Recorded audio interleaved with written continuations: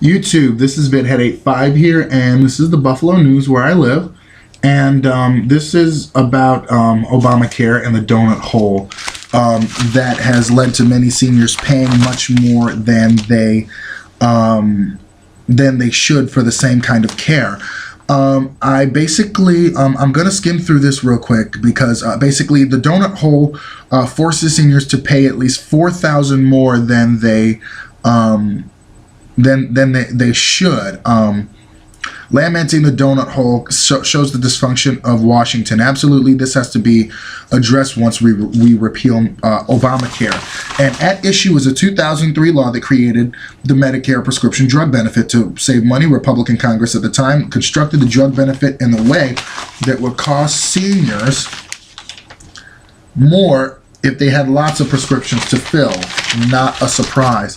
So basically what ends up here is a lot of people are talking here about if Obamacare is repealed, that will go.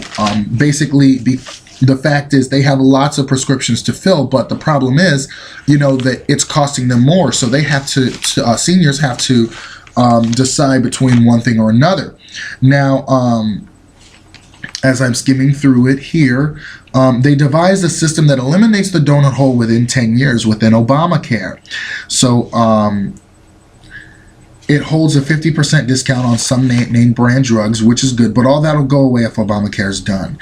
Because of the donut hole, a woman who is June Greer, 75, pays $4 a copay of $4 for one medication to a copay of $127 for another. Her payments have increased for multiple medications. So her doctor gave her 3 months of sample prescriptions to save money, but when those samples went out, she had to pay.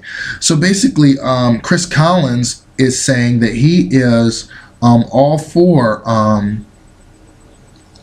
closing the donut hole, but he's not for preserving Medicare. In fact, Collins says, repeated that his contention that the Obama health plan ends Medicare Advantage as we know it, and we know that's a bunch of hooey because Medicare will be extended by 8 years.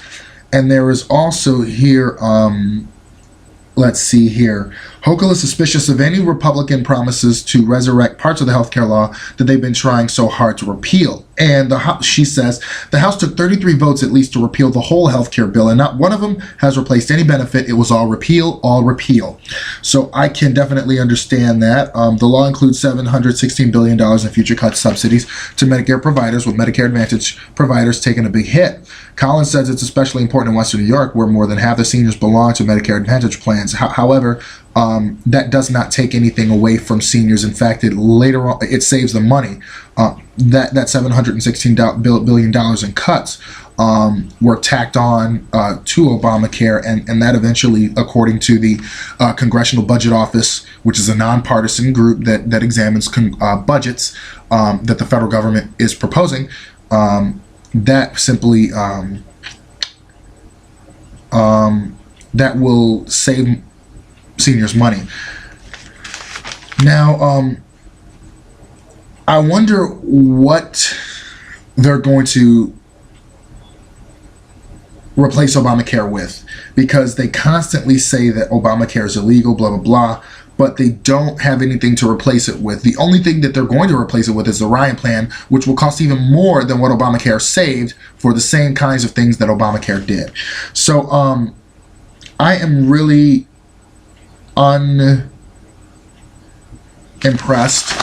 with the people who are all repeal Obamacare, because all they're looking at is the corporate side, the businesses. They're looking at people who give millions and billions of dollars to their campaigns and not looking out for the people, which is why Citizens United, that's why we need to get Obama another term in office, because I'm hoping that one of the conservatives will step down from the Supreme Court, and we will put more liberals in there who will overturn this abomination of a law or abomination of a ruling.